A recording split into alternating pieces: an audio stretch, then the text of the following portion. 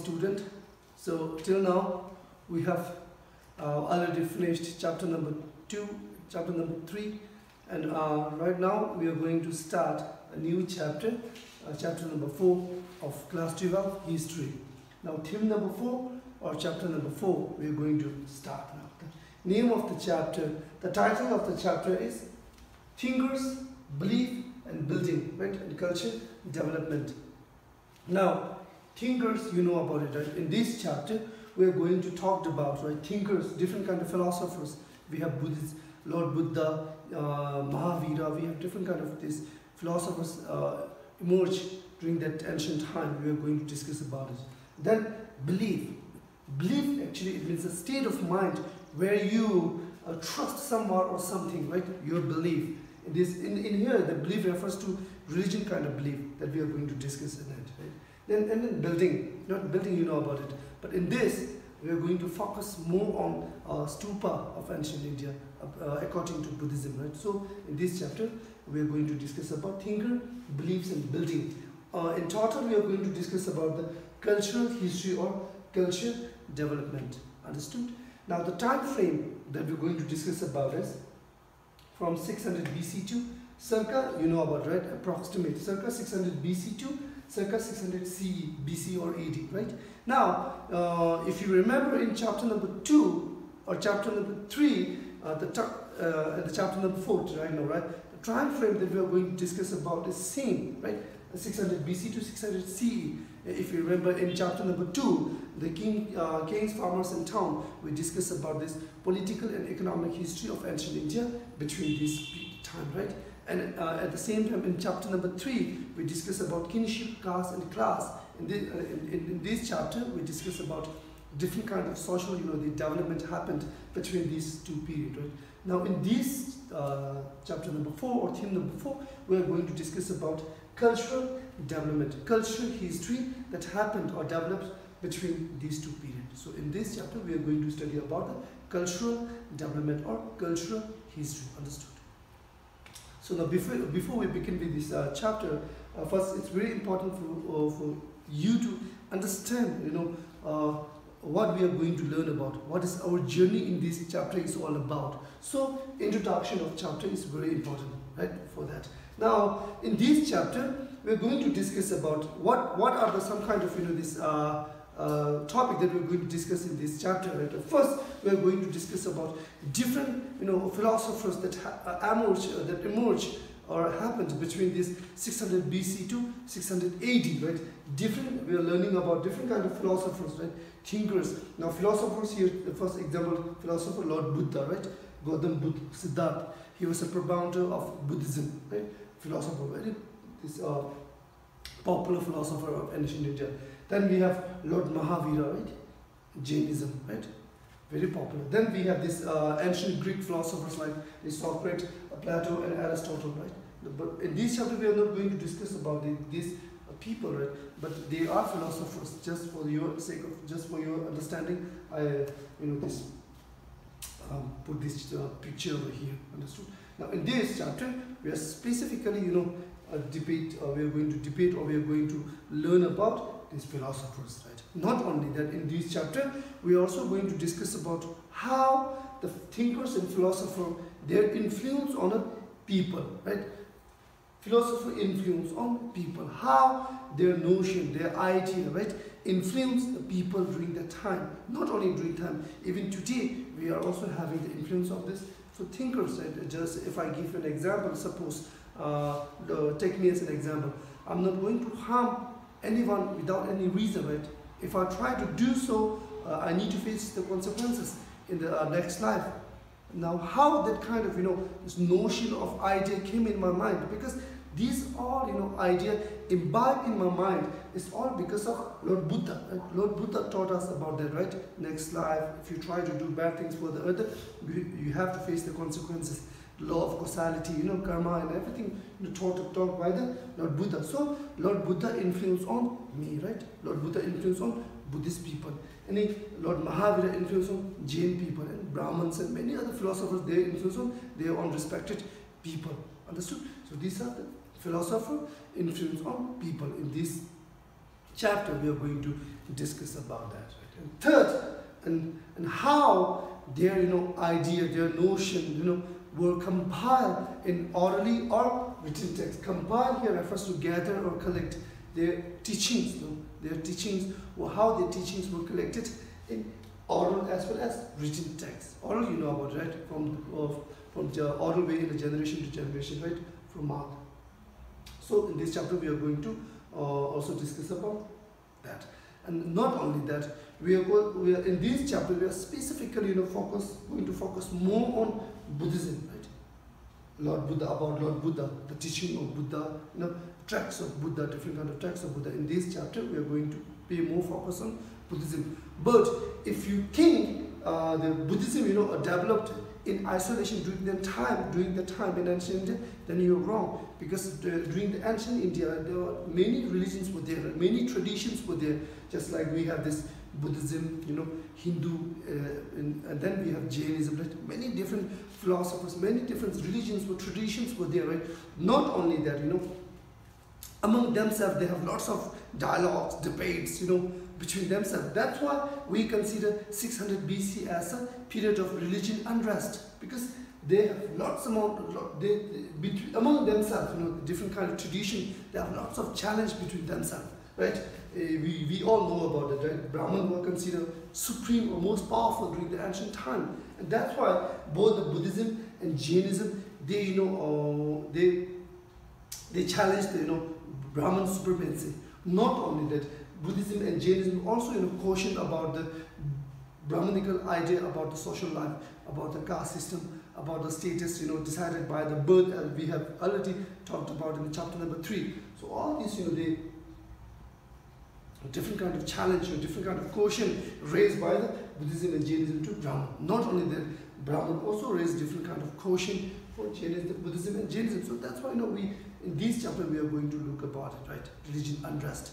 And according to me, what I think, why they have lots of this dialogue and discussions, a challenge between themselves, because of this patronage or rewarded. If ancient time, if the particular religion became very popular, then the king and they used make lots of rewards and this patronage. So that's what they help them to this propagate or expand, or they spread the religion at the time. So that's why among themselves they have lots of debates and this challenge between themselves. Understood? So next, what are the sources used by historian to understand the culture development between 600 BC to 600 CE? Right? As you know about it, sources very important. Things to reconstruct the history. Without source, no history. Right? Just like without money, we have no any power to purchase anything. Right? Just like that. So source become very important for historian to understand about the social or this economic or the political or cultural development happened in ancient time.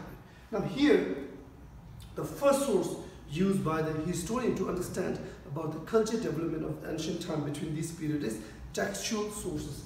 Now textual source, you know about it, right? Written sources, textual source of Buddhism, Jainism and Brahmanical tracts. Right? In Buddhism we have this three pitaka, or 3 baskets contain different notions. Right? We have Sutta Pitaka, we have Vinayak Pitaka, then we have Abhidhamma Pitaka, Buddhist text.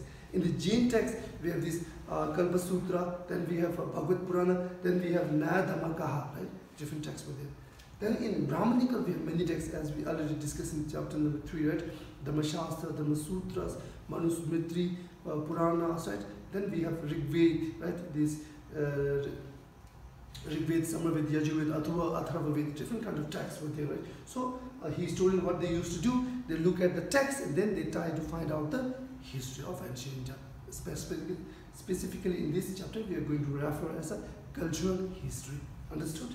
Now the second sources they use to understand the culture history is material remains. In materials remains means we are going to talk about monuments, like we have these buildings, right? Potala is one of the very important monuments of Tibet, built by King Songtsen Gampo in 7th century. Just like that, in monuments means we talked about building temple, palace, right? Monastery. So these are kind of the sources remain. So by looking at these kind of material source, then history try to find out the history. Understood? Third source is inscription. Right? Inscription source, as we all know about it. Inscription is a kind of source written on a hard surface, right? These rocks, metals, clay, wood, right? Just like that, writing on a hard surface, right? So that is also very important sources to understand about the culture history, right? So that's why these are the three sources used by historian to understand about the culture development during the time. Understood? Now, in this chapter, chapter number 4, right, thinker, beliefs and building, in this chapter, we are going to focus more about this Sanchi Stupa, right? Sanchi Stupa. Sanchi is a name of place, right, in Madhya Pradesh, Bhopal.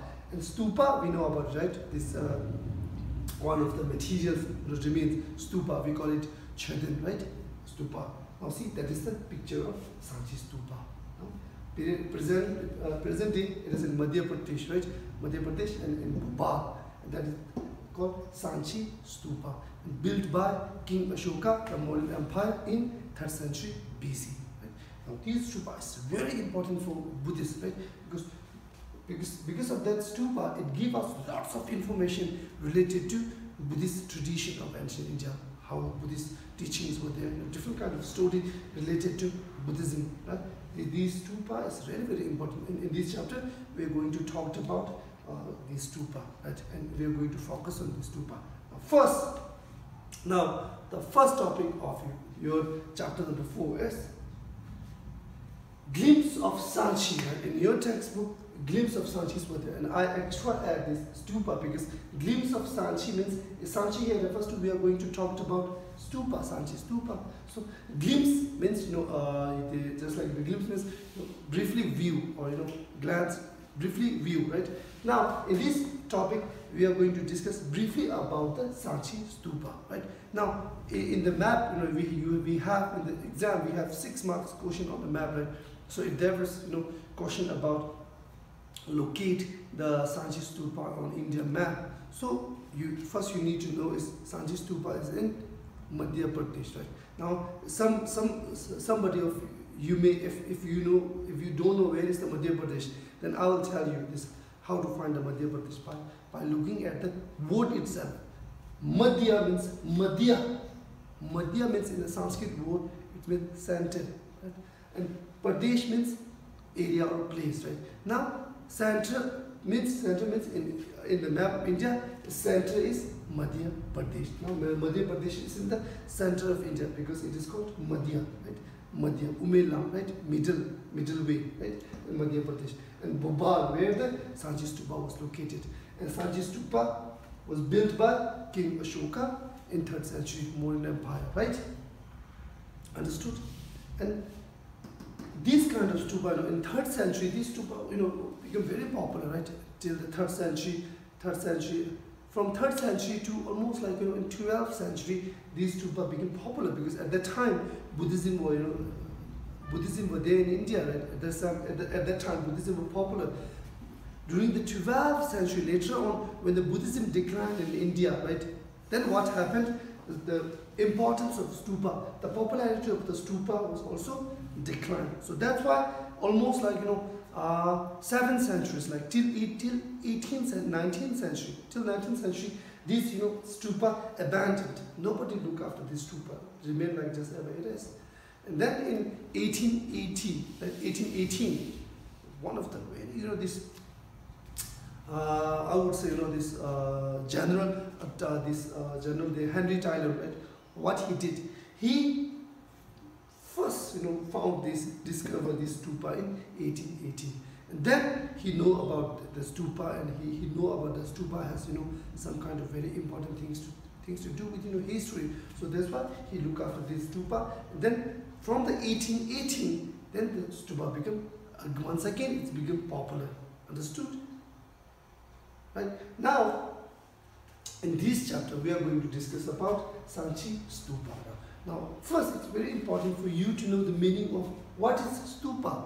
Now stupa itself is a mount or a hemispherical shape like structures, right? Just like that.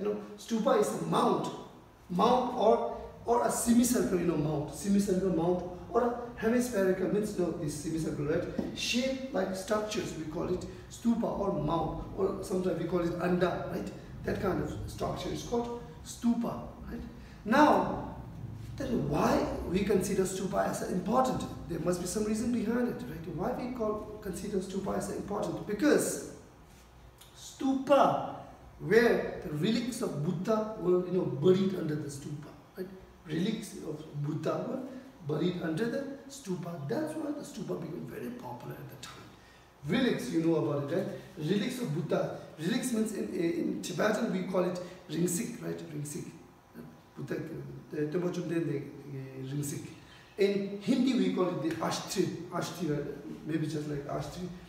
Buddha, such as his body remains, were buried there. So that's why that's very important. Understood? That's why people, this pay or make pilgrimage to the stupas. That's why stupa become important, right? So now in the 19th century, what happened? This European, right? In the 19th century, the European, they grew, or they became interested about the stupa, especially the Sanchi stupa in the Madhya Pradesh. They become stupa. When they look at the stupa, when they know about, when they saw the stupa, the beauty of the stupa, they were mesmerized, and they loved the stupa, and they want to know more about the stupa, right? Now in here in Sanchi stupa, what happened? The thing here is the French people, French people at the time, they asked the ruler of Bhopal at the time, it's a lady ruler, we call it Begum Shah Jahan Begum, right? Shah Jahan Begum. What the French people asked Shah Jahan Begum, they took permission from the Begum to take this eastern gate, one of the best preserved gate, asked them to carry that, took that gate and preserve that in their own museum in France. Right? Just like that, other English people, England people also make the same permission to the Begum, Shah Jahan Begum, to do the same, just like France. So what the Begum did, Begum asked them to make a plaster copy of that, and then original remained in the place where it belongs. So through that way, it was preserved.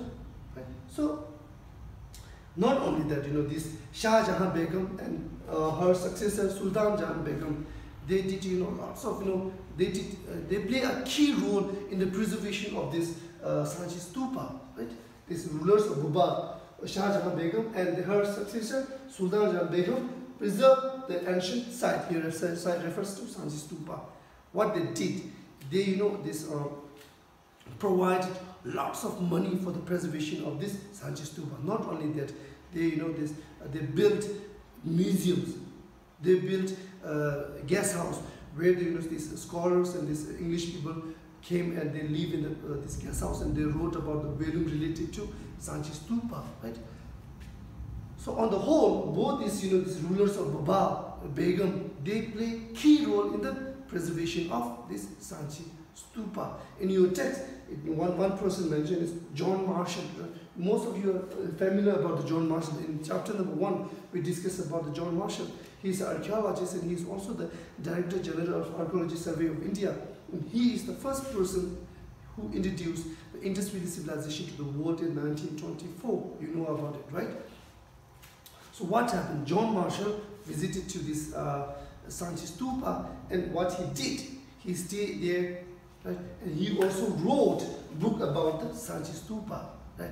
And he dedicated this book to Sultan Jahan Begum. Right? And what Sultan Jahan Begum did? She shouldered, or she fronted the publication of the value that wrote by the John Marshall. So through that way, they did lots of this work to preserve the Sanchi stupa. Not only that, the Alexander Cunningham, right, the first Director General of Sanchi stupa, he also played a key role in the preservation of Sanchi stupa. Right? So these are some kind of activities of preservation of stupa made during the 19th century by the British as well as these rulers of Bhopal, right? Begum.